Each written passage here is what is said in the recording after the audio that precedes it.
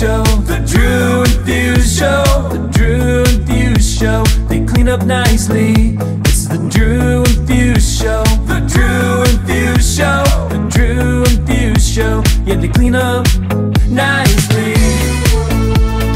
Yeah.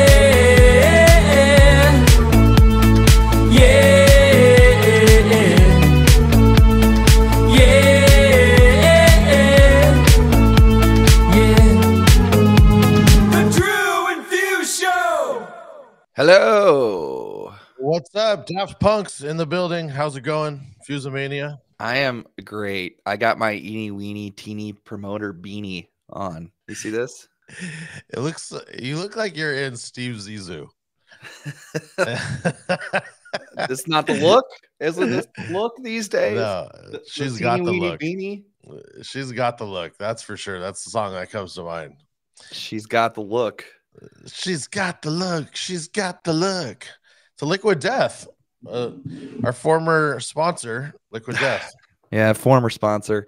You know, the checks were they were too big. We couldn't handle them. We had to let them go. I might need to bring it back now that I have not been drinking for a total of a month and a half. Fusemania there with Liquid Death beanie. What's going on, buddy? How's it going? I'm sad it's raining here today. I've been writing in my diary. I might have shed a tear or two just because the weather's so sad and lonely and depressing. So that's kind of what's going on. You know, I don't know. I'm just sad. You know what it's like to be sad? I know what you know. You know what it's like to be sad. It's just emotions sometimes, you know, you have them. But anyway, speaking of being sad and things that make me happy, you know what makes me happy? This is where you say, what makes you happy? What makes you happy, Fuse? You know, using the promo code Drew and Fuse Show gets you 30% off your first month of activation on directmusicservice.com. That makes me happy. You know what else makes me happy? Using promo code DAFS on BriggsBeardCompany.com. That'll get you 20% off your order. That makes me happy. Oh, Drew's got a little bottle there. A little bottle of beard oil. Let's try the chapstick. Break it out the chapstick. Oh God, he's touching the stick to his lips. Oh my God. All right. You guys, if you guys are listening and you can't see this right now, oh man. Anyway, Briggs Beard Company, 20% off using promo code DAFS. No nitroglycerin included in that beard oil. Oh, he's gonna model drops of Jupiter all over his face. Look at that. There we go. Some people pay big money for that.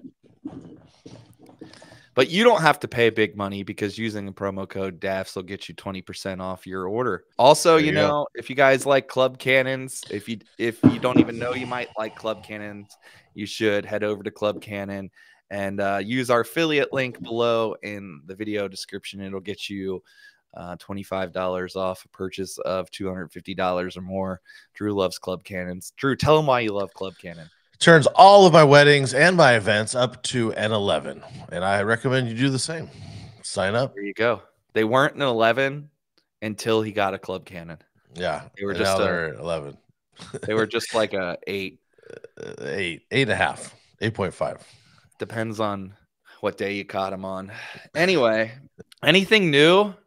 You played a gig last night. How was it? It was slow. I got going in ramping into a busy week. I mean, by the time we hear this week will be over, but ramping into a crazy, gnarly week, and I'm excited for it. A Vegas trip coming up. We have actually 2 Vegas trips coming up. So you got 2 Vegas trips coming up. I'm back to back. I'm going to Vegas, and then I'm back for a week, and then I'm leaving for old Paris for a little bit. Call me Petit La Pew. Oh. Baguette. I'm gonna be there with my girlfriend. We're gonna be carrying around bread, seeing the sights, and we're taking the train to London. She's never been anywhere out of the like US, Mexico, Punta Cana, and then, you know, her last international trip, international trip, we got stuck in Punta Cana with all the COVID stuff. Then we haven't traveled. Right. Well, she hasn't traveled internationally since. So we're hoping for a little bit better time that this time around. And got any big plans on that? Any sites besides the old tower? The old tower. We're gonna go to the catacombs. I've never actually done that, so that's one thing we're planning on doing. We're taking the train to London, so we're just gonna see some things over there. We're gonna stay in London for 2 nights and then come back, and then we might do a day trip out to like Normandy and all that to see like the World War II, all the World War II stuff. I've always wanted to do that, never have been able to do that, so we might do that this time. We're still thinking about it. It's a whole day. It's like a 12-hour thing. They pick you up in Paris, and then you drive out there, and then you drive all the way back. So it's like a fun date. Yeah, 12 hours. Oh, hard pass. You don't want to be on a date for 12 hours? No, hard pass. Oh man. All right. Anyway, we got a great guest for you guys today. He runs a multi-op with 5 DJs. He's got a YouTube page with almost 60,000 subscribers. That's a lot. That's a lot. He has his own podcast called the DJ Life Podcast. He has multiple YouTube channels with 10K plus followers. He's constantly giving back to the community with shooting, DJ tip videos, advice, product reviews, gig logs. He owns Fusion Sound and Lighting. Please help me welcome DJ Rick Webb. What's up? Bow, bow, bow, bow, bow, bow. What's up? What's up, guys? We do the same thing on our podcast when we introduce the guest or whatnot. Me and Eric keep talking about it. We're like, once we get money, we're gonna buy like a restream deck where we can have the audio effects. Like it would be awesome. We got money from Liquid Death, and then it was too much, so we were like, nah, you guys can keep it. You need it more than us. It's funny, when I was listening to the pre-show to you guys saying that stuff, I used to be sponsored by Bang for a little while there. Same sort of deal. It's just I imagine it was the same sort of deal. Here you go. If you want it, there is if I can get an air horn app. You just happen to have that on your phone. Is that your go-to when like your laptop craps out? Just take the mic and hit the air horn. I downloaded it a long time ago for my daughter's graduation, and it just as a joke, and now I still have it on here. Those who lack the air horns. She was like, "Oh my God, Dad, stop embarrassing me! Oh my God." Exactly. Well, it was her preschool graduation, so it's actually been close to 10 years. Like 10 years. How many iPhones has that been on now? Like 7. With the app library, it's in there. I'm an app hoarder. I admit it. I have a problem. I have issues. God. I got issues. You got issues. We all got issues. But that's not what we're here to talk about today, is it? No, we're not. No, this high budget podcast is off to a great start. Let's start off. Let's shake it up and let's hit them with some rapid fire and let's get things going here. All right. Am I playing a new rapid fire or new rapid fire? I still have the old one in here. Hold on. My bad. All right. I got this really, really, really Very high quality Drew Pierce produced segment here. This is taking it back. We're taking it way, way back with this one. Bring it back. So we're bringing it back. We're bringing it back. Here we go. We're going to play it.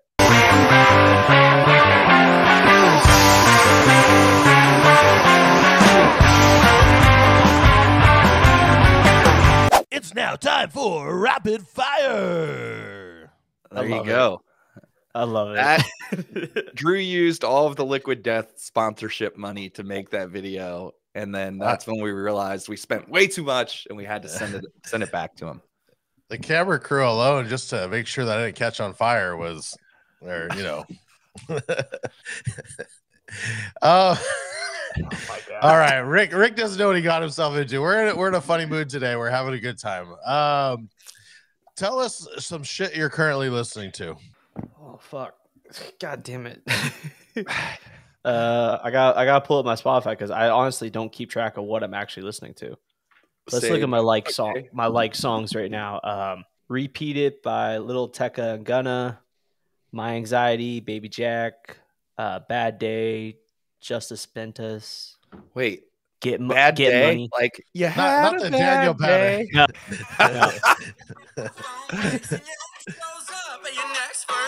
Okay. That one. I don't know. I'm the definition of I hate listening to repetitive songs. So like I love Pandora for that reason because it's just randomly shuffling songs. I have to literally keep looking for like a new Spotify list practically every day because I can't. As soon as I hear it once, I'm done. To go way off topic, since you're playing that and we got the YouTube, how do you avoid YouTube strikes on? Because I've never got a single strike yet, but I get copyright in the back end of editing. We get copyright hits all the time, but just ultra short snippets of music. If anybody watches one of my gig logs, it's literally like maybe 5 seconds of a song, 5 seconds. Right now, I swear. So I've been doing those gig logs for 5 years. About 5 years ago, you could get away with like 15 seconds. Now it's all the way down to like almost 8 or 6 seconds, and it picks it up. And then there's certain artists that like just you got to avoid, like Taylor Swift, Drake. The Cha-Cha Slide you really have to avoid. They actually went in after I had posted videos, and they every video I had with Cha-Cha Slide, they like flagged all of them. That's the only way that guy's making money. I was just gonna say exactly. He's only got one song. God, what was he at? What was it, Mobile Beat? That one year he showed up and he was passing out the CDs and everything. He's like, I got the new Cha-Cha Slide coming out. Oh my God. I would have been like, damn, this is tight. Drew would have been blowing up his spot, like standing there, like been like, I can't wait to go home and play this. He would have just been gaslighting him. I think it was. Why would they 2019 at Mobile Beat? Why would you hire the Cha-Cha Slide guy? I don't like. He was there to make money. He was there to like sell albums. CDs I get that, but they had him perform on the main stage. I'm just saying, at what point is that like an idea somebody came up with? Just throwing it out there. I don't know. A bunch of old head DJs in the room, and they played nothing but the Cha-Cha Slide for the last 10 years. Oh, sounds awful. On little jog wheels with like your CD fucking things. Nah, just straight on the laptop. Just straight on the laptop. Just let me load this next song.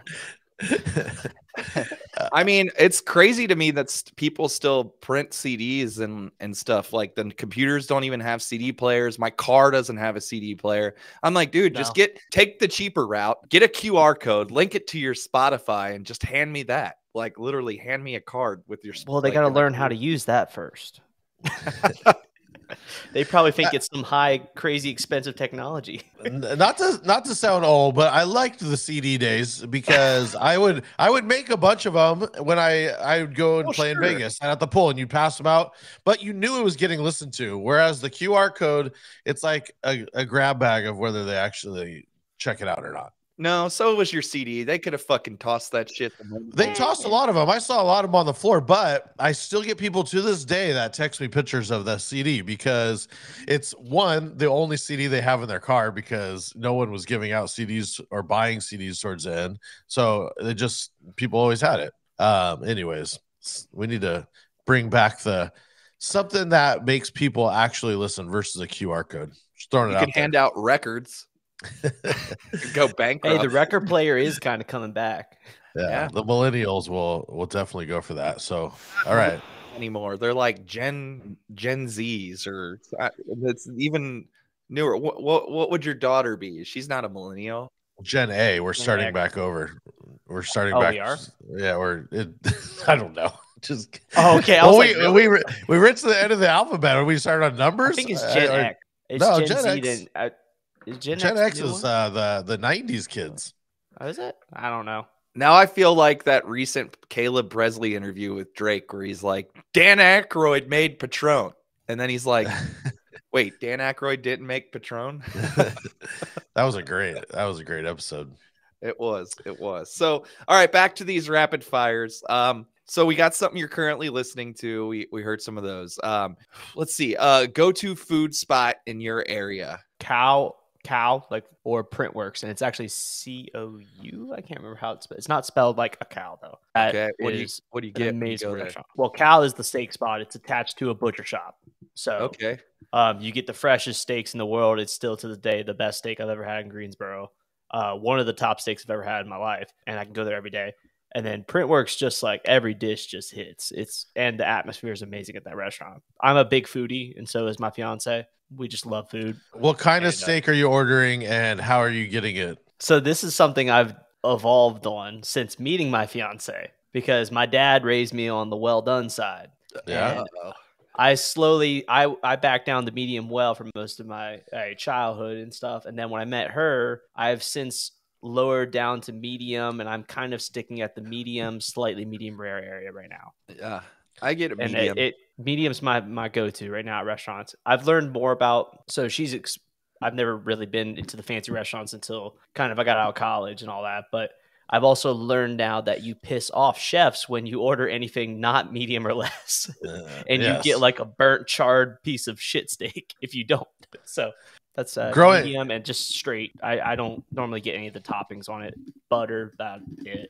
Growing up, my dad always took us to Sizzler, and he would get it well done. And if you're getting your steak at Sizzler, well done is fair. And then I would take him to a nice place, just to ball out, and he'd get it well done. And I'm like, Dad, no, you can't do it. No. So then I just stopped taking him to nice places because he just doesn't care. I think some of that had to do with our parents were the children of parents that survived through the Great Depression. So they were just eating whatever kind of meat they could get. And they were like, well done. Like that probably is true. I mean, if you're questioning the quality of meat, you go, well done. Yeah. So, I mean, I get it. Yeah. I think when you go to a restaurant like that, I always get like medium.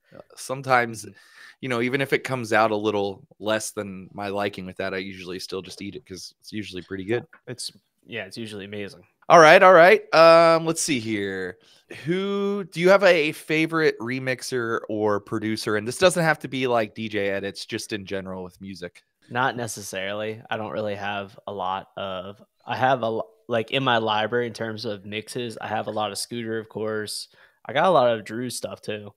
And Jan Eyes. I got whatever Jan Eyes put up there. I'm on DMS. I've been on DMS for a while, like pretty much middle of college. I got on DMS. I've been on there the whole time, and I got basically all the guys there on DMS. When I'm looking for tracks, because I'm predominantly a wedding DJ, I'm looking for kind of like subtle redrums of songs to make them more energetic. And then also anybody that does a creative flip edit or transition between two different mashed up songs, I love those. Makes sense. Another thing we like to ask is if you have a crazy DJ story or like a memorable night from the DJ booth, or it could be a horror story, a night where something went wrong. If anything comes to mind, we would love to hear about it. I think one of my favorites was just like this was early into like moving down here and starting the DJ weddings and learning how to appropriately talk to clients prior. You know how clients, they give you your list of tracks, right? And you're normally used to just like, I'm going to pick and choose off this and play a little bit of my own stuff. This wedding I was on, it was one of my first weddings down here. I was doing that. And I had a packed dance floor. I mean, like I had out of this wedding, I had like 30, 40 people on the dance floor, and I was playing like Get Low by, or which one? Who's got Get Low? Anyways, doesn't matter.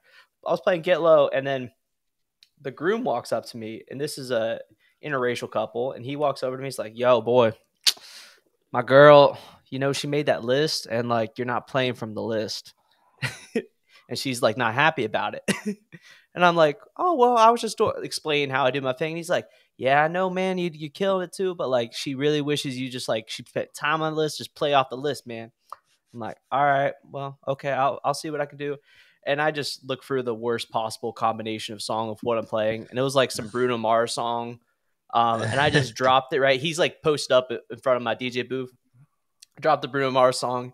He's like grooving. I mixed it in and everything. And he turns and was like, yo, this is on the list, man. This is a fire song. He's like, I'm like, yeah, man, I got you. He turns around and the whole dance floor is just going like this.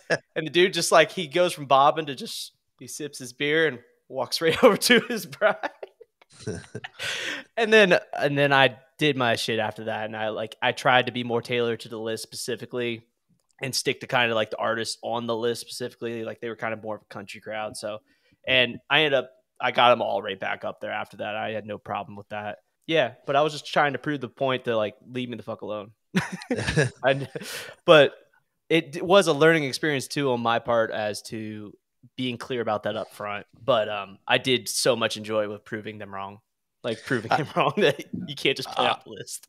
I have really tried to steer clear of long lists. I mean, I tell people, yeah, you could start a Spotify playlist, but I'm not going to play it in order or go anything like that. But try and steer clear of long lists and just telling people, we're going off the crowd. If the crowd's there, we're going to read the crowd. But it's good to have. I do have one horror story that just came to mind from college days. So I went to Ohio University, Athens, Ohio, party school. And I actually went by the title of the loudest DJ on campus. And all the DJs in the town knew I was because I ran weddings. So I had like 4 sets of subwoofers and 6 tops and all that. So I would handle most of the big festivals. So we're doing one out in our, it's called Palmer Place. If anybody's ever familiar with it, it's an apartment complex in a U shape. We're doing a little festival out there. I got like 4 subs rocking in the front, 6 tops. And DJs are just going in and out. We do like hour sets. Like you go, there you go. And it was springtime, a really nice day. And we're just DJing, had a blast. A couple hundred people out there, probably 1,000, honestly. And I'm looking up and I see in the sky these dark clouds. And all of a sudden, and we're completely out in the open, no tents, no nothing. And they get closer. And I look at the radar and there's like this big red spike about to come on. And we're like, what do we do? And we had no idea what to do. We were just like, kind of like, well, maybe, because it was just like one of those like little tiny pop-ups. We're like, maybe it'll go south, maybe it'll go north, because everyone's drinking, having a fun time. And literally, it was like one of those that just instantly just downpoured. Oh, and I grabbed the laptop and the DJ controller and pulled the cords out of the DJ controller and took that and left all the speakers where they were. And we ended up grabbing trash bags and threw them over top of the speakers, but the subs were just out in the open. And literally the subs were like in 3 inches of water. Oh my gosh. And we ended up pulling them out, but like they were all completely soaked and drenched. I know one of the subs wasn't even turning on, and I thought it was all ruined and everything, but it actually turned out. I let them dry and they were fine. I still use them to this day, but wow, it was crazy. A panic and a half. I don't know how nothing ended up breaking or getting destroyed in that. You guys are all in the weather states, as I like to say. I'm in the non-weather state. And yeah, so you guys DJ outside all day long, no concerns. When it rains, it's Stormwatch 2023. But I've started thinking of getting like a weather kit, where it has just trash bags in it, some tarps, some rubber bands or straps or whatever. So that happens, right? Because once you're set up, you don't know, and there's always these flukes that are happening. So that's something, if you are listening and you have that, then definitely let us know. We're going to build that out. That's something I started after a few of those in college. I always have like a 10 by 10 tarp in my DJ trailer or DJ bag at all times. Because like when we're doing ceremonies out there and there's a chance of rain, just have the tarp nearby, and all I got to do is just throw it over the thing and we're done. Anytime I hear outside, I'm just like, are we sure we want to do this? Well, it's a flip of a coin. It's either too fucking hot or it's going to rain. Yeah. Or it's cold. Yeah. Or it's cold. Yeah. I'm like, let's just go inside where it's nice. And weather controlled. Yeah. Yep. All right, one last rapid fire question here, and what is the best non-curse word, 1-word insult? I didn't read that part of the text you said that said insult. Okay. I was just thinking of your favorite 1-word. Well, what was your favorite 1-word? Did you think about that? I'm thinking like sink or sink. That's not a bad. That could be a bad virtual word to some DJs. Virtual DJ or sink. That could be a terrible word to a million people right these days. Broke, poor. Actually, I would be assaulted if someone said rich or wealthy or popular. I don't even know. We'll take them all. All right. Yeah, we'll take them all. All right. One of the things that we wanted to talk a little bit about with you here today is YouTube and YouTube in general. And we've got another $1 billion production here from Drew Pierce himself. I'm going to air this and then we'll talk a little bit about YouTube. YouTube. Comment below. Click. Please subscribe for more. Let's talk some YouTube. Tube. There you have it. That's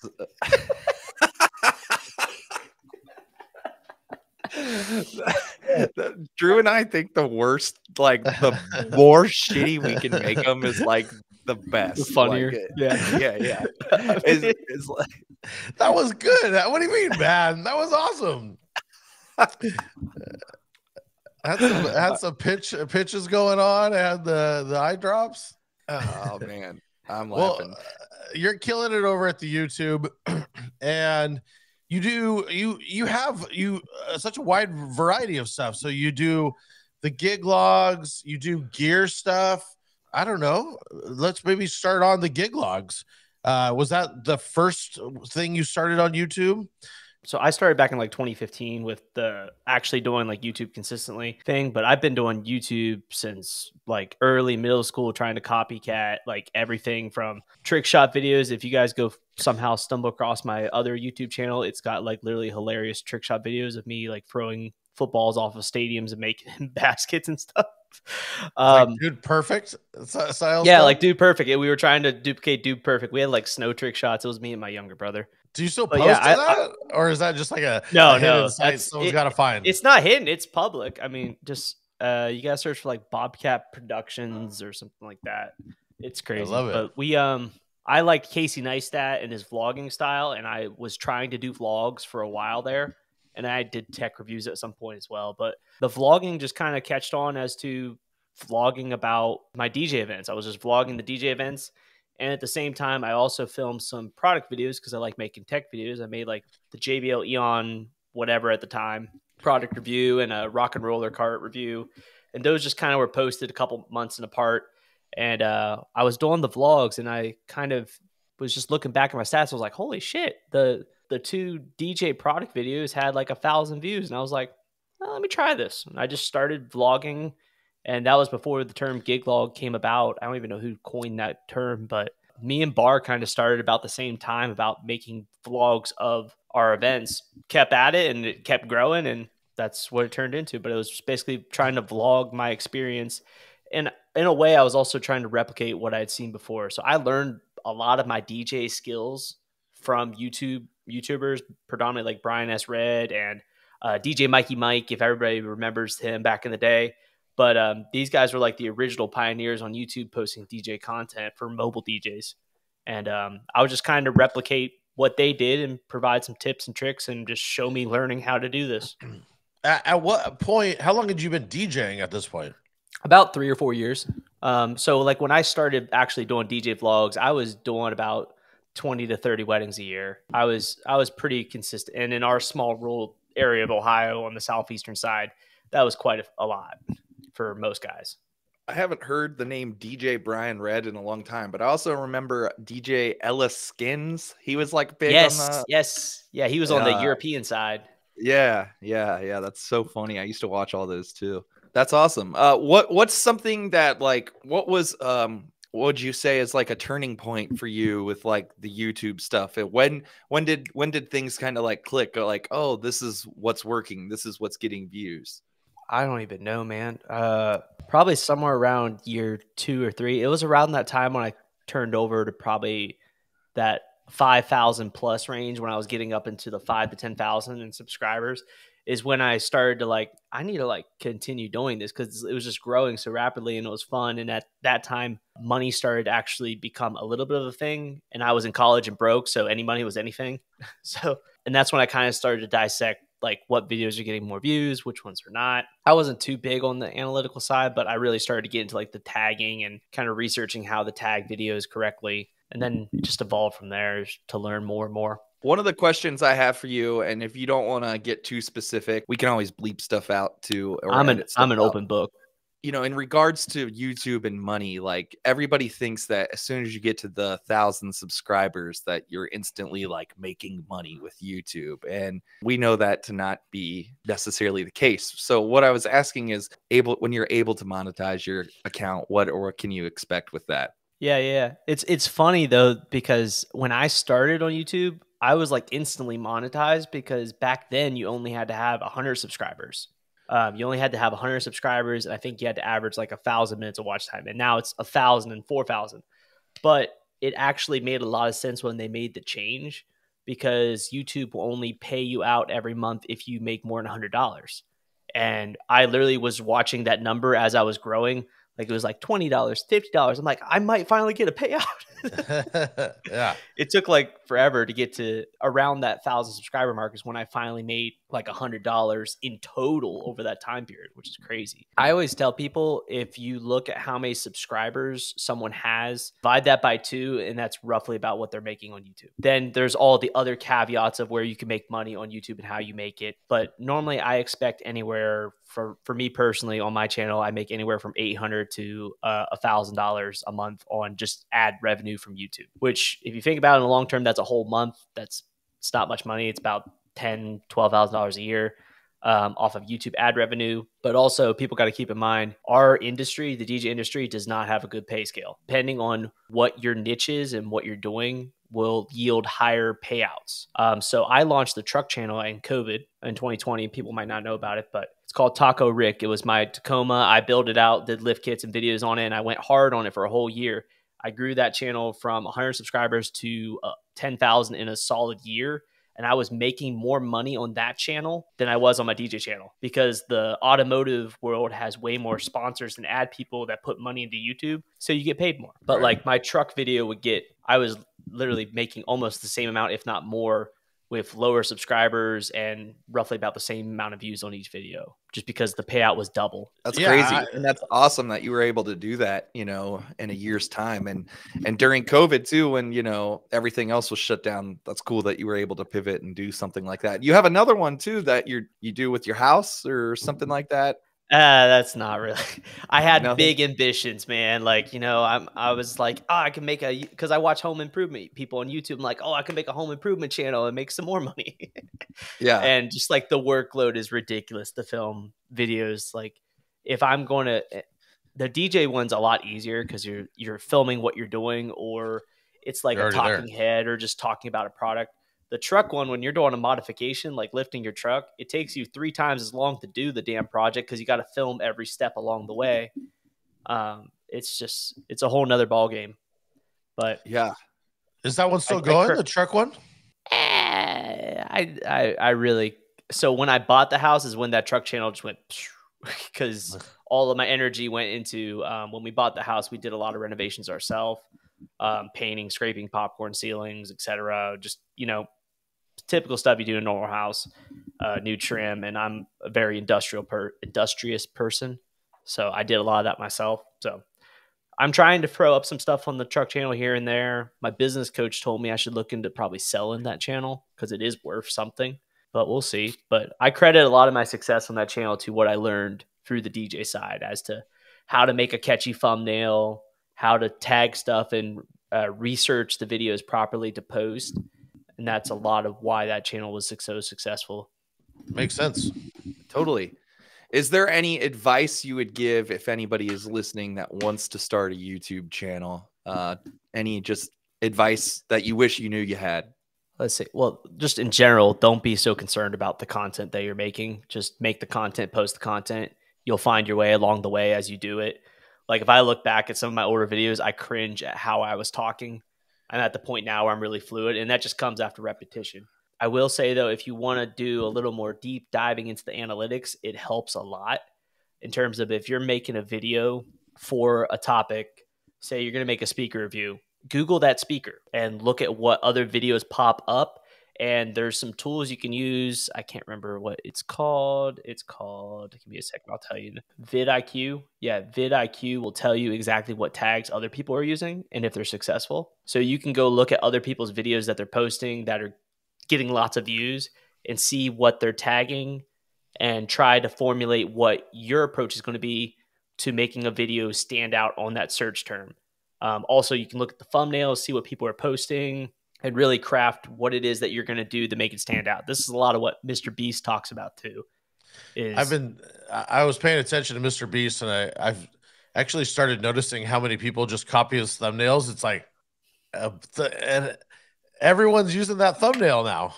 But yeah, that's the key on YouTube, is a catchy thumbnail and some sort of hook in the beginning to get people to watch, because it's all about watch time. A question. As far as cameras go, you do multiple angles.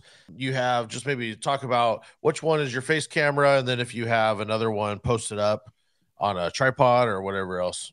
90% of my videos are all single shot. Predominantly, it's all G7X. Mark II is great. I got all Mark IIIs.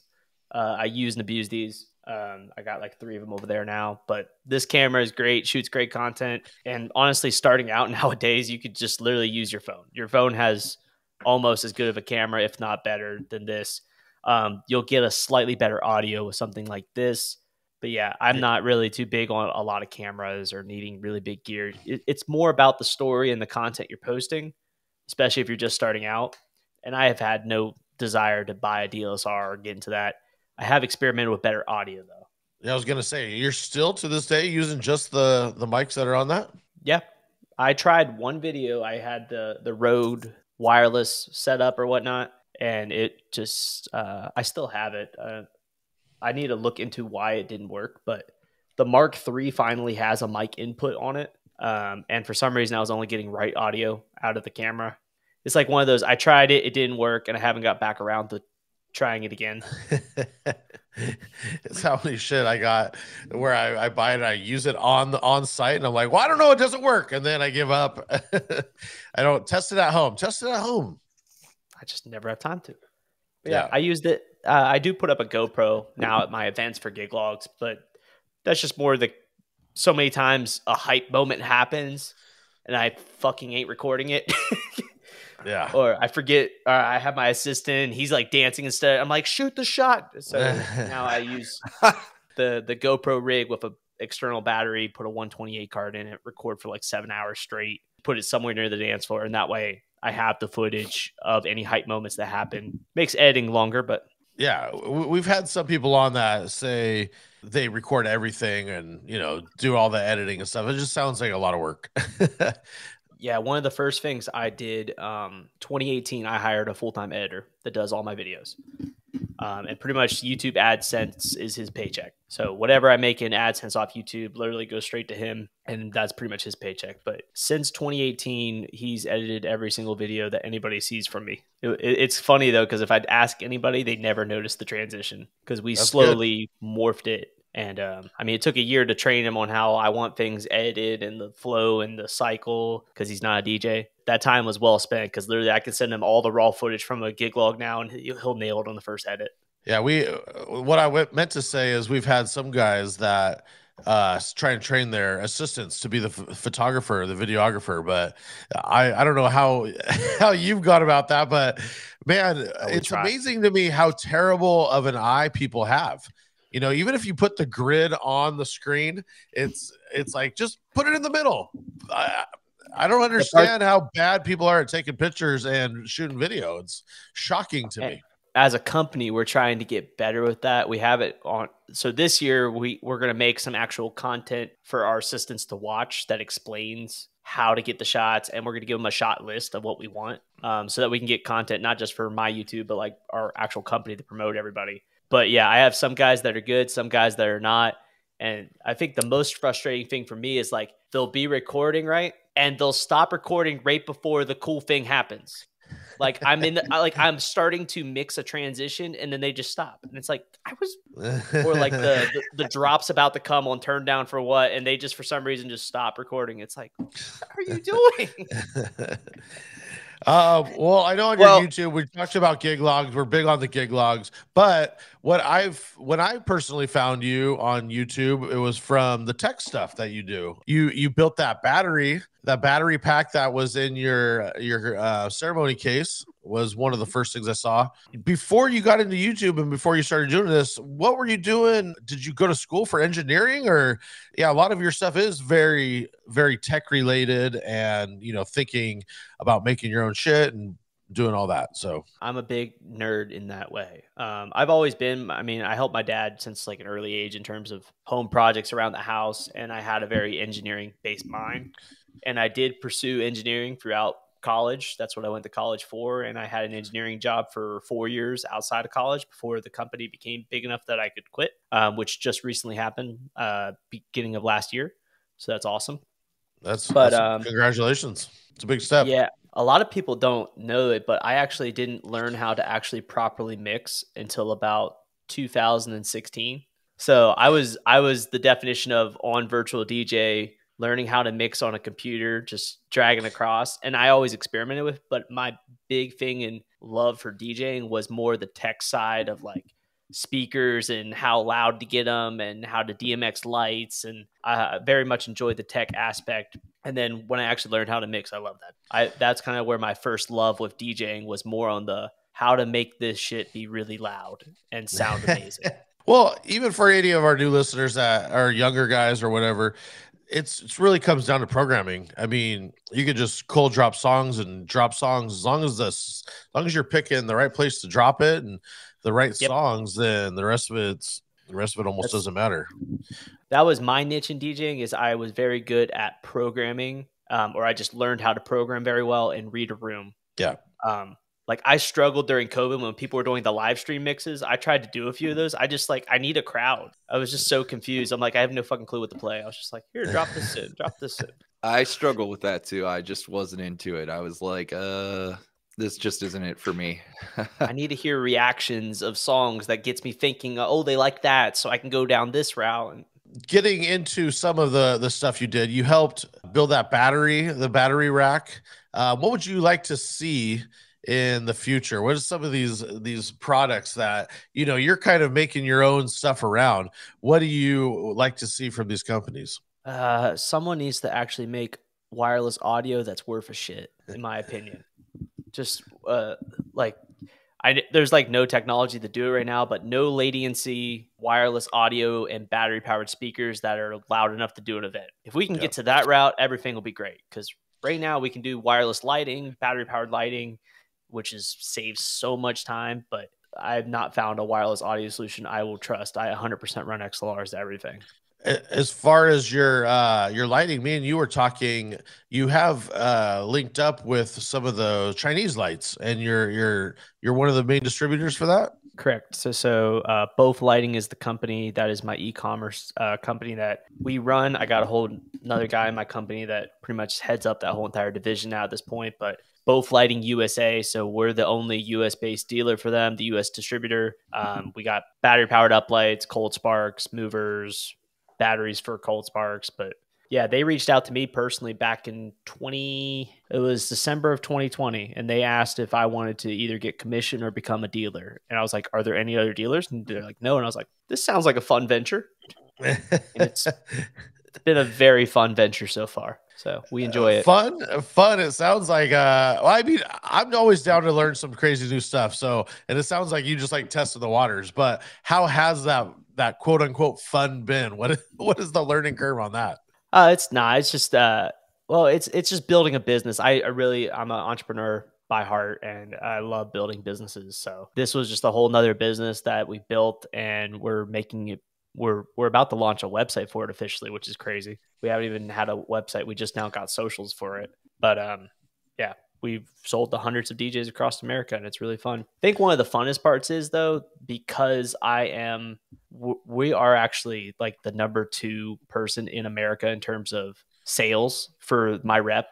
She told me, she's like, you guys are like the number 1 person that's selling stuff for us at this point in America. And just recently, they came out with like a new light, and she messaged me about it, and I was like, this is what you need to do. And like told them everything. You need to change this, and this, and this, and this.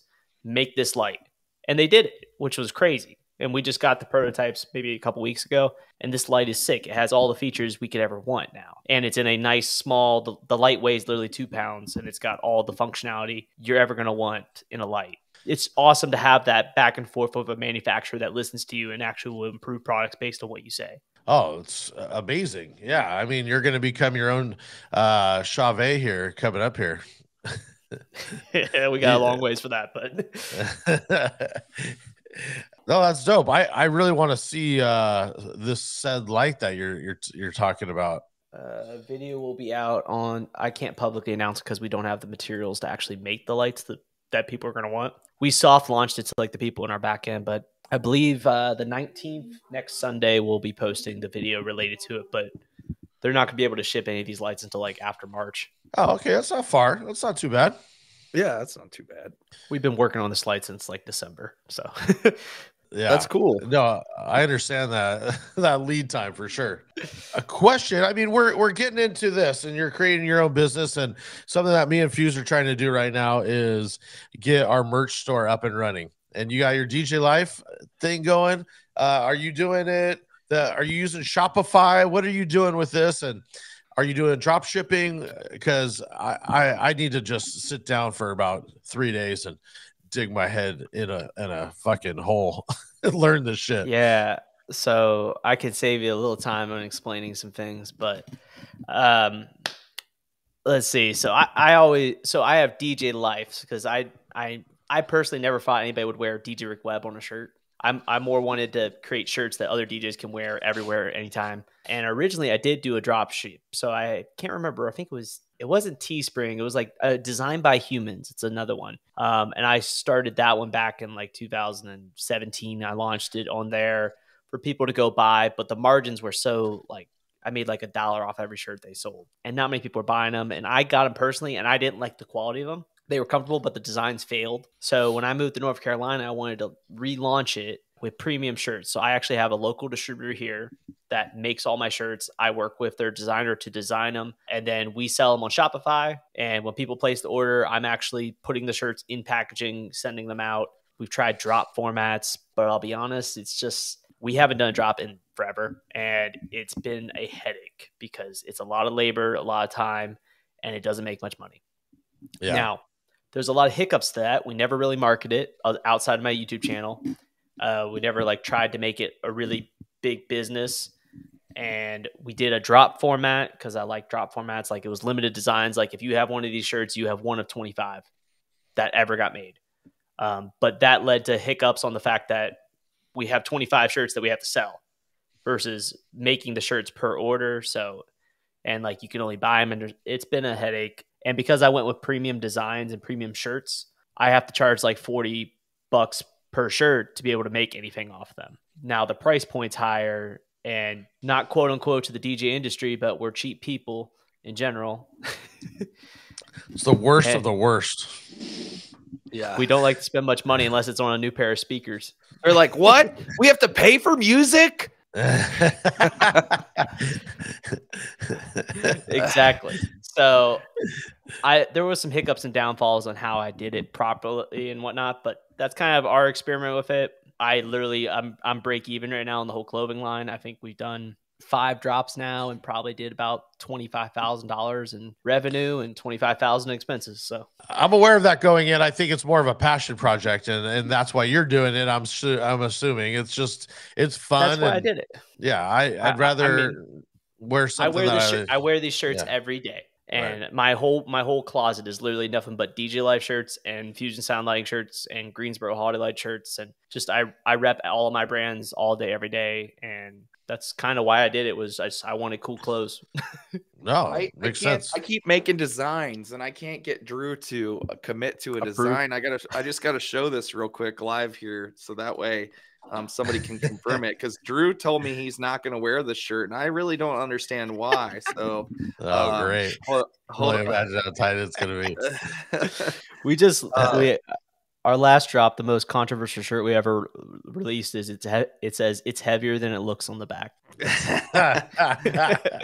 Referring more to DJ gear, but yes, of course, yes. So I got this one made, right? Live dudes. Oh my gosh. And I don't know why Drew won't wear it. Live dudes, right? And that's the Drew and Fuse show. Live dudes. you need that on the back for 100%. So that way you can go walk up to people. I think the live dudes would crush the game. I would wear it all the time. I mean, there's a market for that though. Like there are companies that literally just make hilarious, funny shirts that people may or may not wear, but it's fucking hilarious. So you want to buy it. I mean, so what about doing the one-off? What the one-off in that you get all the orders up front, right? You post the live dude shirt, all the orders up front, see how many people buy it, make an order for that amount, and then ship them, and that's it. It's a wrap. That was my most profitable. I did that for one of our drops, and it was the most profitable one we did. Right. And we literally, the problem with that was we didn't have samples to showcase and advertise with. Right. Was the only problem with that. And like, I don't know if you've ever talked to some of these t-shirt people, but like they want a minimum of 20 shirts per design. Yeah. And if you want a one-off shirt, it's like triple the cost. We'll just have to get some green shirts, and then we'll have to just green screen them on, right? Oh, this is what it is. An idea. Here's another one we were playing with. This was the DMS Netflix. So there you go. Yeah, I like it. I like it. DMS and chill. Yeah. You're giving away all the hot secrets. I'm trying to build anticipation for the drop. Amen. See? Drew doesn't think I know what I'm doing here, but I know what I'm doing. The summer drop of 2020, we did a whole like promo video for it and everything, like of like just rolling with the gear and everything. That one did really well. That was like I think the third drop we ever did. But yeah, it's all tough. About the ads. You got to push the shit out of it. It's a whole other company. I mean, I don't know how you do it. I don't know how you. I already feel busy enough to start a whole nother thing. Sounds crazy. Shopify is the move, right? Oh yeah, that's what we're building, the Both Lighting USA website where people are going to be able to just easily go in there and order their lights. Like right now, the way it works is you inquiry with us, and then we send you an electronic brochure, and then you tell us what you want. We put an invoice in. So we're actually going to launch a website where you can just easily, quickly buy them. You can see all the prices, configuration, and everything, and make your own decisions you want instead of talking to us. Yeah, that's being built on Shopify as well. So it's a pretty easy to use platform, and there's tons of videos online of how to do it. All right. Well, we got this little segment video. We'll play it, and then we'll get back to the top the top music here. I'm looking at these. These totally make sense. Hey, Drew and Fuse. Kermit the Frog here. When I'm not dealing with my pain-in-the-ass wife, Miss Piggy, I like to talk and sing with my friends. What's your top songs? A new personal favorite of mine is this.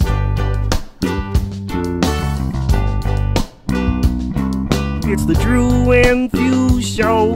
The Drew and Fuse Show. And they clean up nicely. Because usually they look like shit. Yay! All right. All right. Where do you get these intros made?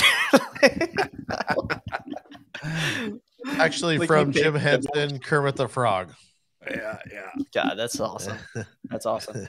You're gonna love these top songs because Drew's name is in like almost all the top songs. Woo! Dang! Don't tell him that because he's gonna get all fucking in his own head and be coming out the Vegas. I mean, he makes good short edits, man. All right, hit us with your top picks or your top plays. All right, top plays in Serato, and these are like they're all short edits, but let's get started. The Drew Pierce short edit is my number one. It's the best one. It's got to come in right out the gate. Yeah, and then I Got a Feeling, the Drew Pierce short edit. This is hilarious.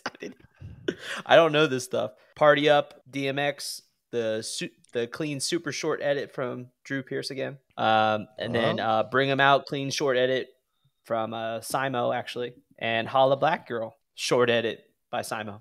Perfect. Nice. There we go. Have you seen the SNL skit of Black Eyed Peas about how they came up with a Good Feeling?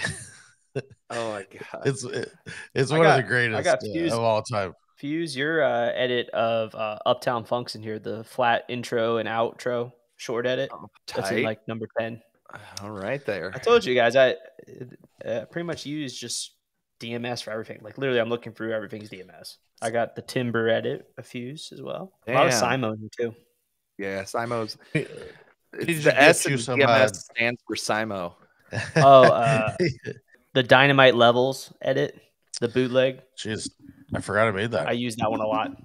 I did use that one a lot until I got into doing shots into Avicii levels, and then I used the ABC to EF mix of it. Okay. It's a great one. Yeah. And then any honorable mentions, or I mean, you just gave us a ton of honorable mentions, but how about stuff that you're playing in your dinner crates? Everyone loves that we talk about music here, so we just like to give it to them. So cocktail, dinner music, drive home. Dinner list. Let's look at my modern cocktail list. I don't even know what half these songs are, to be honest. What's Love Got to Do with It? Tina Turner. Oh yeah, that's making a comeback. How Far We've Come, Matchbox 20, 3 a.m. Matchbox 20. More Than a Woman, Bee Gees is in there now. Oh, banger! And you're a PC guy. Yes, all PC. And what's the brand and the model? I always like talking tech. This laptop is much needed to be replaced, but this is pretty much all of my laptops. They're all HP Spectra maxed out X360s. So I just go custom build these all. I always custom build every single one of them. This one is, I can't remember what year this one's from, but this one's going on like 5 years now, and it's starting to get to that point where it needs to be replaced. But the desktop I'm running this whole thing on is a brand new one I just got last year, X360 15-inch, fully maxed out. I like them. Yeah. Dang. I got a sticker light on there. This is my daily one. This is a little 13-inch. I bought it a couple years ago. But Warren, you and Warren can start the PC DJs, and that doesn't. Warren's big. Warren's big on the Razer ones. That's what my one DJ has that works for me. Marcellus, he's got the Razer computer. He just bought the brand new 15-inch max spec'd out Razer computer. I think. Are you a big gamer? Not really. Did you go to school for IT or anything like that? Just engineering. No. I mean, me and the boys played Call of Duty and Fortnite and that shit when we were in college, but that was about it. I haven't played 2 years probably. I wish I got back into it. I just have too much going on. I like to take a nice break and be a soldier in the Call of Duty battlefield, every once in a while. I wish I could. My fiance wouldn't be too happy if I did that instead of spending time with her. Well, maybe you can get her a little set up and she can be a soldier too. Oh God. I'll let you know how that goes. I had to get rid of my gaming stuff because it was just taking up too much time. I have an obsessive personality, so I'll just spend all day on it. It's like, just a couple hours. Now he watches videos of how this Indian doctor makes more on YouTube than he did being a doctor, and then he sends them to me. He'll be like, watch this. I love the YouTube. Dude, when you have to get over like 100, 200,000 subscribers, but that's when you're making six figures off of just your YouTube personality. That's crazy. YouTube, Amazon affiliates, and those are like the two big ones, or any of those products that those people buy, like sell like little electronic products. The merch is never really the biggest thing in any YouTubers unless you're Mr. Beast. We need to set up an Amazon affiliate, Drew. I feel like we have too many. No, we don't. We need to set it up. Is it tricky to do or is it pretty simple? No, it's so easy to do. It takes like 2 seconds, and then literally on your phone, when you go to share a product, it'll say copy associate link, and you just copy it and send it to whoever you want. The coolest thing about Amazon Associates is if you just have all the Amazon links on your profile, if they click that link to go look at a turntable, but they end up buying a speaker, you still get commission because your link got them on Amazon. It's insane. And then you can look back through and see what everyone purchased. Oh, weird. All right. We have to get our intern on that. Intern, if you're paying attention, get on that. You're like, wait, what? This guy went from buying a speaker to a sex. Do I know that intern? Do I know said intern? I feel like he was just on our podcast. Maybe. I don't know. He was just on your podcast. And speaking of, that's a great transition. Speaking of podcasts, let's let's talk about said podcast and said intern interview. 1, 2, 3, oh! Drew and Fuse, all shook up, you hound dogs. Don't be cruel. There's now or never. Let's talk social media. Baby,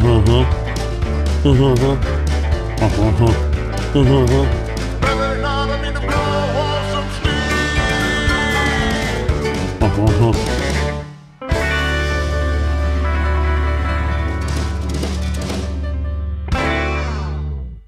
Man, you guys got me so inspired to do more of our podcast. Well, this is just to remind everybody that Forrest Gump did teach Elvis all those dance moves. So, you know, Elvis, everything Elvis did was jacked from someone else, including those dance moves from Forrest Gump. Mm-hmm. A lot of this helps. A lot of this helps separate what we talk about, and it helps me to find it in the edit. So they're like great little cue markers, and it keeps us entertained. So we like that. Absolutely. Talk about your podcast. Let's hype it up. Let's plug it. What is the podcast? Your partner Eric Massengale. You guys are both crushing it over in your areas. And so about the podcast is just the DJ Life podcast. It's on all the sources, just like your guys' is. We have a YouTube side of it, youtube.com/DJ Life podcast. We're closing in on 1,000 subscribers, so we might make $1. Who knows? But we do it in a live format. So every Tuesday night at 9 p.m. Eastern Standard Time, we jump on with an industry guest of some sort. But the podcast is mainly focused on the business aspect of the DJ industry. So we talk a lot about sales, consultations, how people set up their multi-ops, or if they're single op, how do they run that? All the sorts of ins and outs, training other guys. We strictly do not talk anything tech on that show. Even though I'm a big tech person, we have a rule: we cannot talk about gear. Although, why is that? Sometimes it sneaks in there. Because we get into too much of a tangent. We're on a strict schedule on the live show. It's an hour flat. So mostly because we have to take a bathroom break after an hour, and we're holding our bladder at that point. Not to mention 9 times out of 10 we're drinking on that show. So it's a good time though. We bring on guys. We talk about stuff. And we talk strictly business. Eric is my partner on that. He runs another multi-op literally in my exact same town. Both have different kind of concepts and takes on multi-ops. I do kind of high price point premier DJs. All my guys are full-time employees and full-time DJs. All of his guys are pretty much part-time DJs that have that are just subcontracted gigs, and he's super smart on the automations when it comes to DJ EP and all that. But yeah, we have a good time. He's very smart when it comes to those DJ all the EP, DG EP automation and all that. Yeah, he's amazing. Also found out that his dad, I found out at the DJ Collective, his dad made a lot of the original Ultimix. It's very cool. He's one of the original founders of Ultimix. That's amazing. So he's got it in his blood. Is that how he got into the DJ community or DJing from that? He's got a whole story, and I would let him tell it. But pretty much he kind of was a club. He basically had a shit life, like didn't do shit with his life for a long time, and he was like bouncing in and out of clubs, DJing a lot of house and EDM stuff, and then kind of had a breaking point of a realization to make something with his life and kind of changed everything. And it was like one of his buddies that had him go to a wedding, and he heard how much money they made at the wedding, and he's like, holy fuck. And then he kind of just went all in. He's one of those guys, when he does it, he just goes for it. Like he does, just addicted mindset to do stuff. And that's why his automations are insane. We're going to definitely have to have him on. But speaking of talking business on your podcast, and you guys have two different style of companies, what I'd like to know is maybe your hot take, if you want, how we could push the community forward on charging more. I mean, there's going to be different price points for a more budget brand and then the higher brand, but how do we forward as a community push prices up higher than when they are currently, getting the not to have on their website that it's not $1,000 for a DJ or just shit like that. How do you think, what's any tips, any business that you could feed people?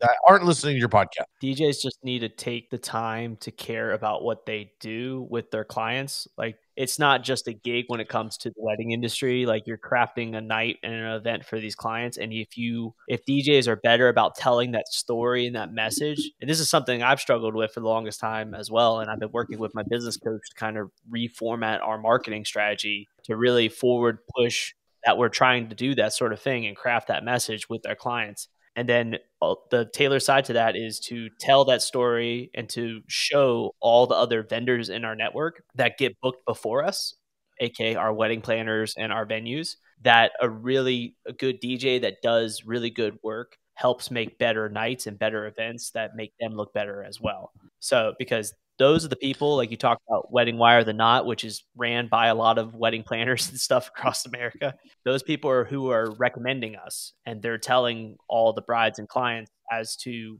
what you're going to get, who to book, what price points, etc. So if we can educate everyone, it's all about education. So if we can do more of that as a group in terms of go invite some planners out to lunch and dinner and really talk to them about the craft of DJing, and it's not just playing a fucking Spotify list, it'll help tremendously in terms of raising our price points up. On the side of raising your price point, though, every single person listening to this can go raise your price by 10% and not a soul care or notice the difference. So if you can do that every single year, you'll get your price up to a good point. So because, I mean, that's just inflation. If you raise your price 10% every year, I mean, all the services do it. Netflix raises their price by 10% every year. Every service you're paying for, your internet bill, your electric bill, it all goes up by roughly about 10% every year. We should be doing the same. Your price should not be the same that it was last year or the year before. I think those are my only main points on that. No, I like that. And I think we do need to open up that conversation and Fuse, make a note. That might be one of our next upcoming guests, is we need to get someone from the Wedding Wire and strong arm them into changing that on their website, that we're no longer taking their wording for word. So a good book, They Ask You Answer, by Mark, I can't remember his name, but he talks about on there, like, every DJ's got different price points. There are different price points, but if we can provide the education as to what you're going to get for $1,000 versus what you're going to get for $2,000 versus what you're going to get for $3,000, and educate the couples as to what you're going to get in terms of experience, probably will be able to get people to pay more, because it's all about, and that's probably one of the hardest things with the wedding industry, is that we have practically zero repeat clients unless they get divorced. So every couple knows nothing about a wedding DJ practically, and that never changes. The more knowledge we can push in front of these people in that short 1 year planning process, the better. Yeah. And it does repeat. You could get referred for families and their bridesmaids and stuff like that. So there is ways. And even just to keep it in your company, you have multiple DJs. So keeping it in that company as well. I just would, on the raising your price and all that too, I just feel that something's important to mention is always the people that want the most want to pay the least, and the high-end clients, if you're dealing with a high-end client, a lot of times they're going to be a lot cooler and a lot easier of a client. If you're stuck in a low price point, you're dealing with people that don't want to pay more and are probably asking you to do jumping jacks and run around the room 10 times before you set everything up and this and that next thing. I also think DJs need to change the mindset on trying to do a ridiculous amount of weddings in a year. The people that brag about, I did 50, I did 100 weddings last year. No, you're stretching yourself thin in terms of providing the best experience for your clients, and you can sell that. And the more energy you can put into each one of your events, the better. And if you raise your price, you're going to make the same amount of money doing less work. Well, doing less events and providing better experiences, because you're still probably going to be doing more work now for each event. There's this stigma of like, oh, I'm doing this, so I'm crushing it, and like I don't need this advice or that advice. And it's like, no, we can always be better, no matter who you are, at what state in the game you're in. Like, you can always be better. And I just think that there are guys that get it and that are trying to constantly evolve what they're doing, and there are guys who are very comfortable with staying where they're at. And then, they don't get anywhere. And then 10 years down the road, they're sad that nothing's coming their way. It's like, well, you never evolved. You never did this. You never did any of this. And, it's only going to help, the industry. But I agree with everything that, you've been saying in terms of how we can get better and, get things, pushing in a more positive direction. You're preaching business. You're doing that business as a company owner. You have a business coach you're talking about. What benefits have you seen to the business coach? And I got a business coach shortly after going full time with this. It's just one of those things from a management standpoint and just always improving. Like I always like the quote that in running a multi-op, the people below me are only going to be as good as I am. So I have to keep bettering myself to be able to push them forward and move them up the ranks as well. You will succeed to the level of your incompetence. So the more you can learn, the more better you can do. So I chose to go the route of getting a business coach to be able to improve my skills. Pretty much she just came in and just wiped the slate with everything we were doing. Because I'm sure she's coached hundreds of businesses on how to be successful, and she dove into all of our numbers. She's got a really big marketing background.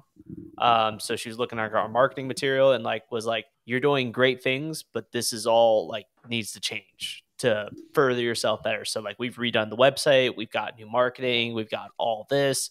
I had to go through and restructure how I'm paying the guys to make sure we're making enough money at the end of the day. Dog agrees. Yeah, dog agrees. Give me a second.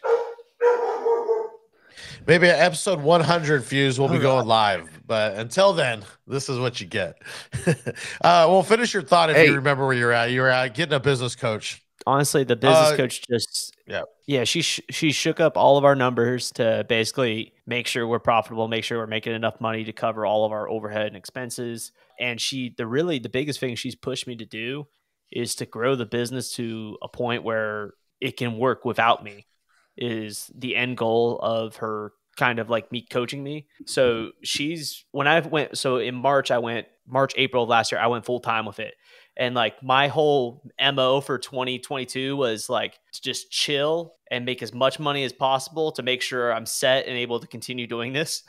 Literally, I got her in May, and her first thing, she's like, you need to hire 2 more people to start doing things. And I'm like, I don't want to spend money. I didn't want to spend the money to do it, but I trust her guidance, and I hired my one guy, Marcellus, to run the both lighting division. It's honestly as soon as you hire one person, you realize how beneficial it is and how much when you start seeing the results of being able to have people doing things 24/7 when you're not trying to do all of it is amazing. So without her, we wouldn't have came anywhere close to the numbers we did last year. I mean, my expectation, we did probably 150% higher just because of the decisions she helped me make in terms of changes and hiring people to do things.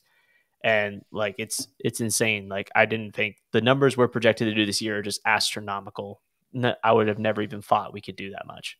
So just knowing the right strategies in a business and implementing them and having some wisdom and guidance was something I really wanted to push me further.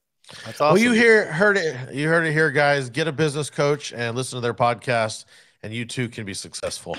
Oh, if you want to take an hour with me, I do have a link on YouTube. It's Calendly.com/FSL Meet/Let's and you can schedule an hour with me and we can talk whatever. I actually been talking to a lot of people. It's crazy.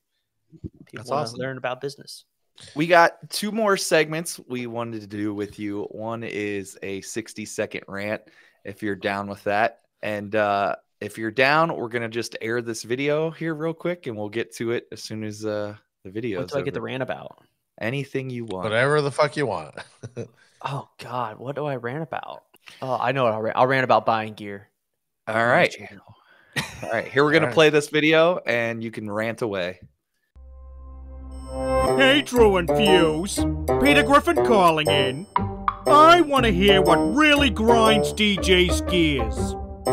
Besides from Bad Bunny requests from a phone or DJs stealing custom mashups of YMCA and Macarena and using it on their own TikToks. Hey, this week's guest, what grinds your gears? All right.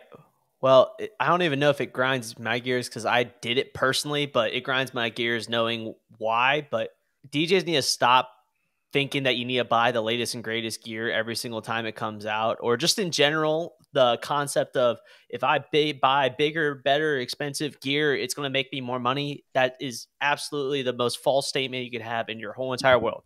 I did it personally, so I can tell you firsthand it doesn't work. But literally everyone that's trying to start off as a DJ, the first thing they think is, I need to go buy speakers. I need to go buy this. I need to go buy this. No, you need to build a business first. So you need to spend your money on marketing, spend your money on branding, sales, all that. Then when you get money rolling in, then go buy the gear. And you don't need the prettiest, latest, and greatest. You don't need to go buy a DJ furniture booth. You don't. Can you, if you want to, and you eventually get really profitable and have tons of leftover money? Yes, but you don't need to. You don't need to have the newest RCF, whatever speakers that cost thousands of dollars. Yeah, just DJs need to stop thinking that gear, even though I personally am probably false in terms of YouTube because I post a lot of DJ gear videos, but that's because I know it gets views. But yeah, that's my rant. Just stop thinking Everybody's this trying gear to is keep what up with equals Joneses. But you're keeping up with Joneses in completely different areas of the United States that your clients have no clue even exist. Yep, completely. Yeah. Completely. It's a good point. There's a lot of DJ gear out there, and using the best and greatest or whatever. You got to do what works for you and what makes sense and at what budget. The amount of times I see someone comment like, "Oh, I'm thinking about buying the RCF TT series, the brand new ones or whatever," or "What do you think?" And I'm like, "What do you have now?" And they're like, "I have this 12-inch top and this 15-inch subwoofer." I'm like, "Does it work? Does it fit all your needs?" Yeah, but it's not the newest. It's like, you don't need the newest.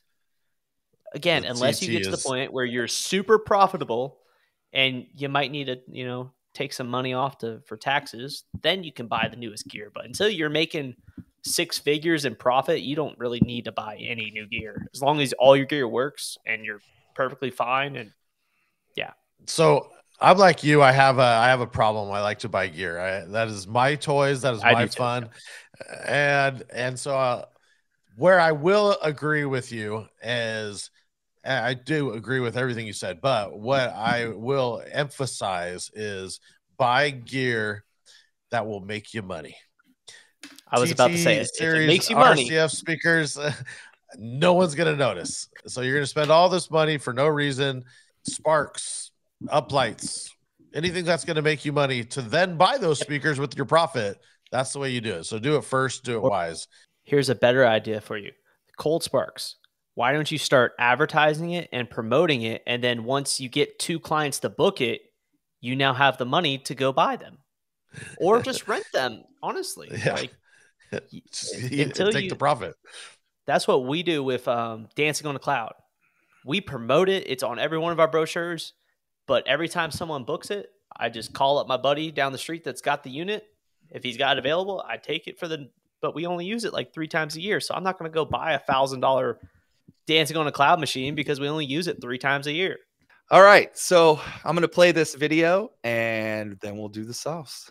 The name is Bootsy, baby. And this shout out goes out to Drew and Fuse, all the way from Cincinnati to the LBC Bobbles. Yeah, I was told you guys are quite the chefs.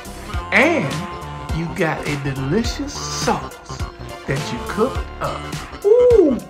And it drips that swagoo and breaks down the recipe. Yeah, and you giving up the pig because it's funky. As in good, that is. Finger funkin' good. On the one by the power of the one. Yeah, without that, there is none. So get yours and be in tune with the one that loves you. Get it, baby. I'm literally crying. That was fucking hilarious. That's the real Bootsy right there. Oh my god. That's the real I started Bootsy. dying instantly. Oh my god. Give me a sec. Jesus Christ. It's like he just keeps going. He doesn't stop. He's like, yeah, that's why I'm like, is he gonna say? All right, it is with the sauce. Drip that swagoo. Let's see the sauce here. I Give us the recipe. Biggest thing I have to say is and this is kind of cliche, but whatever in life especially after COVID, I mean, life's too short, but whatever your passion is, if your passion is DJing, whatever it is, just fucking pursue it. I went down the whole route of going to school, going to college, getting engineering degree. And I'm thankful I went through and did all that. It was a grind and a half because I was working literally 100-hour weeks between DJing and doing engineering. But at the end of the day, I knew I was going to do DJing and I made it my career. It took me longer probably to do that because I was doing both at the same time. And that's the realization I had last year. So whatever you're passionate about, to just go 100% into it. And honestly, if you're young in your 20s and 30s, if you fail, you fail. 90% of businesses fail. You get back up and you keep going, but you're not going to learn until you fail. So if you're passionate about whatever it is you want to do, just jump right in, go full balls to the wall on it, and utilize free sources as much as you can. YouTube is the greatest educational free platform in the world. You can literally, I swear by it, if you spend a week on whatever it is you want to learn about, just spend a week on YouTube binging videos, and you will learn probably 80% of what you need to know. It's amazing. I'm in the Facebook ad world right now, and I've spent probably 3-4 days, and I know a shitload about Facebook ads now, and we're actually doing some very successful ads right now, which is crazy. But yeah, that's kind of my sauce. I love business, so whatever you want to do in life, you can make a business out of practically anything. You can make money doing anything that you want to do. You just got to do it in the right ways, and if you don't know how to do that, there's coaches, there's resources online that have done those said things. You can find those. You can go out free for lunch with those people. You can buy them coffee, or you can pay them for their time. That's good advice. You heard it here, Rick Webb. Ladies and gentlemen, give us all of your socials, where they could find you, where they can hear more about business from your podcast and watch all your gig logs and whatnot. So socials for like Facebook, Instagram, YouTube, it's all at DJ Rick Webb. Instagram is kind of my home for that at the moment. So if you go to Instagram, my link tree is on there and you can go to all the different sources. Podcast is on YouTube live every Tuesday at DJ Live Podcast, or if you just search the DJ Live Podcast on Spotify, Anchor, Apple Podcasts, wherever it is, you will find our, I think we're almost at 30 episodes now at this point that are on there. So you guys can go listen to more business related content. And yeah, if you need both lighting products, go to bothlightingusa.com. There it is. Well, we appreciate you taking the time to sit here with us today and give some advice and all of that good stuff. And we appreciate you being on the show with us. Absolutely. And I told Drew we're going to have to get you both on the podcast live one of these nights. Totally. Love that. Down. Totally. So that's going to wrap it up for today. Once again, if you guys use promo code Drew and Fuse Show on DMS, it'll get you 30% off your first month. If you use the promo code DAFS, highly recommend. There you go. Highly recommend it here. If you use the promo code DAFS on Briggs Beard Company, it'll get you 20% off your order. Use the affiliate link for the Club Cannon below if you're interested in picking up any of that gear. We also have the YOLO line, 562-246-YOLO, that you can call in and leave us a voicemail. And that's it. That's going to wrap it up for today. Until next time, we'll see you guys later.